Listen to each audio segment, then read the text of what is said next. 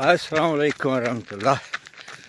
सुबह के 6 बज गए हैं और 12-13 ग्राड के लगभग मौसम है।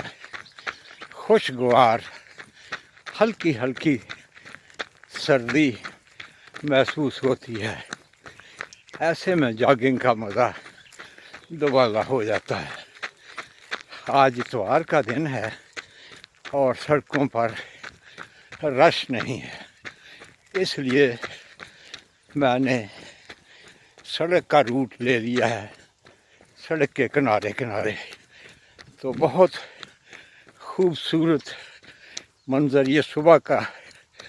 अल्लाह ताला आपको भी तौफीक अता फरमाए और आप भी वर्जिश जो है उसको बाकायदगी से करने वाले बन